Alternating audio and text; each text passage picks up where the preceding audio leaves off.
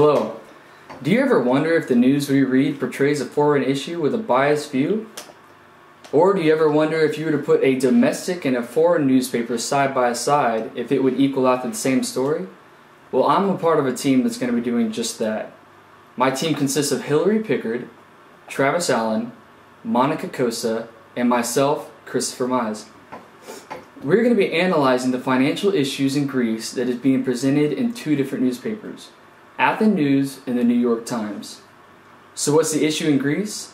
Well, years of unrestrained spending, along with the failure to implement financial reforms, has left Greece with a terrible debt equaling somewhere around $415 billion, which means Greece is in trouble because Greece's economy cannot handle that much debt.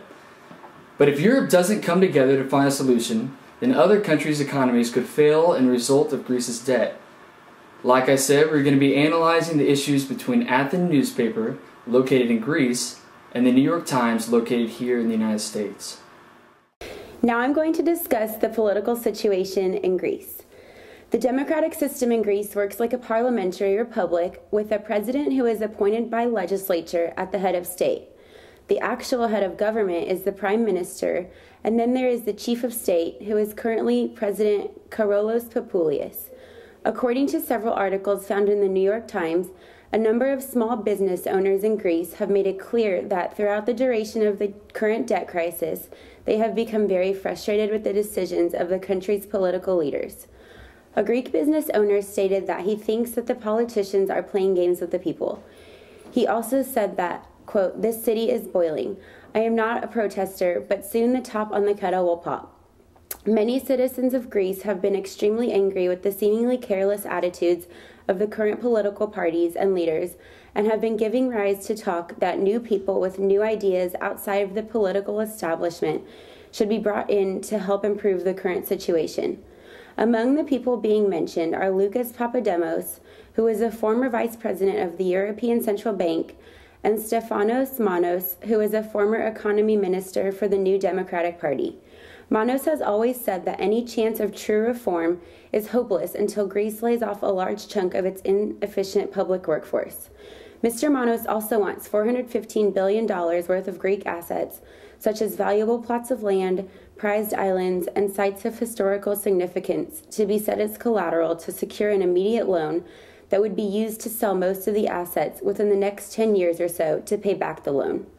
So far, the citizens of Greece are seeming to be responding better to these men than their own political leaders, and as of November 10th, Papandreou has stepped aside as prime minister, and Papademos has been named to lead a new Greek unity government that will abide by the tough terms of a European aid package in hopes of saving the country from bankruptcy.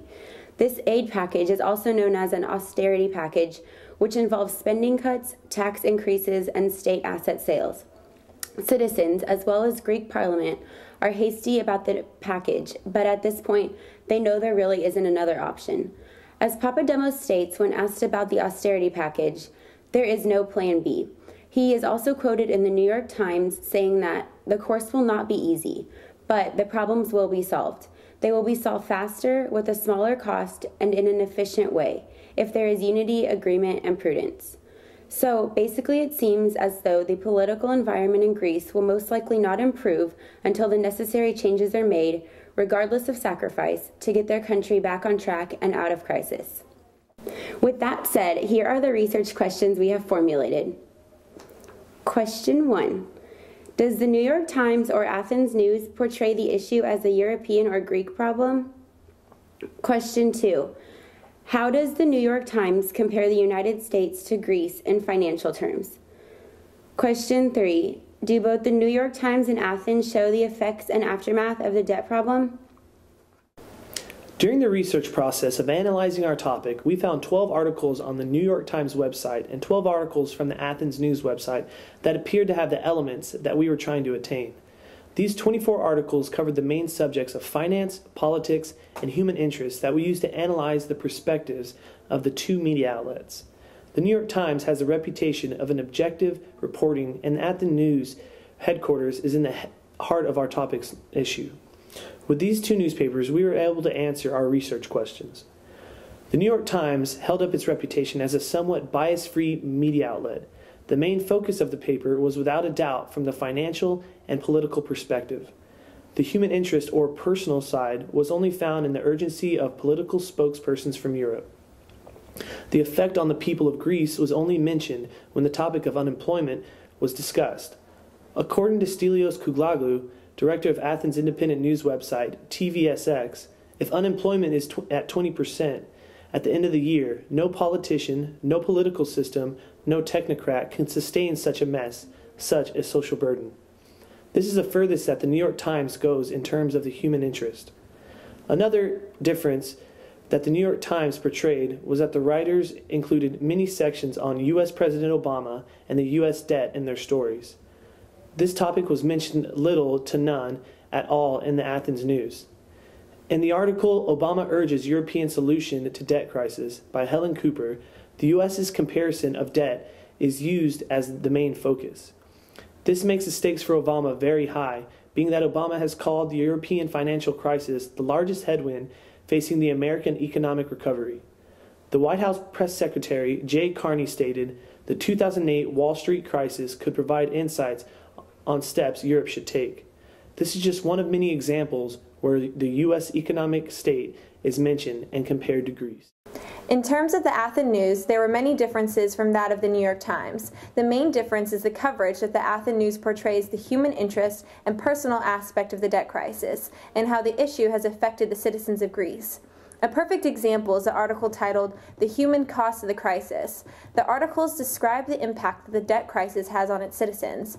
Many families are going bankrupt, defaulting on loans, and have nothing but the clothes on their backs. People are committing suicide, and some are actually resorting to self-injecting themselves with HIV to receive state benefits and oversubscribed drug rehabilitation programs.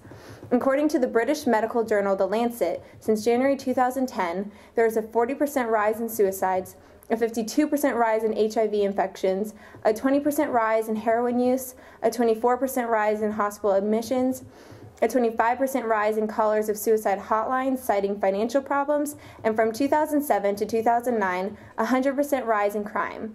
These factors are astonishing and not covered in the New York Times articles under the Greece debt crisis. Another issue that differs from the U.S. publications is Greece's loss of national sovereignty. The question is that with Europe providing so much aid to Greece, is Greece's national sovereignty at stake? Greece will have to stick with this rough austerity linked to continued bailout funds, but will be supervised by the European Union. According to Athens News lead editor, Greeks must accept that formal authority is not in Greece's hands. This is yet another topic that has taken the back seat to the fiscal articles published in the New York Times. Much neutrality is found in both newspapers on the fact that this problem is a European problem and not just a Greek problem. According to the head of the Business Association, Dr. Daskalopoulos, Greece has been the guinea pig of a startled Europe and unprepared Europe. Usually in an experiment, the guinea pig ends up dead.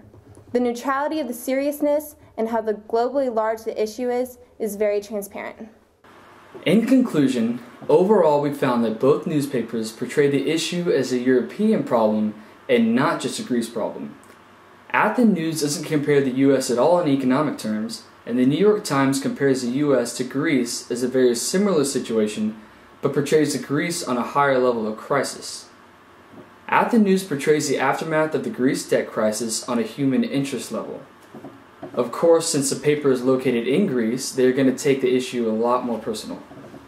They show the effects it has on small business owners, families, individuals, and the country as a whole. They are working on a solution, but it's going to be an ongoing process that will take years or maybe even decades to fix. Both newspapers clearly show international concern over the Greece issue and depict different points of views on different topics. Like I previously stated, both newspapers portray the issue as something not only Greece is going to have to deal with, but something that Europe is going to have to deal with as a whole before we see a huge, massive crisis that won't just affect Europe, but maybe even the world. My name is Christopher Mize, and I appreciate you taking the time to listen to us today, and you have a Merry Christmas.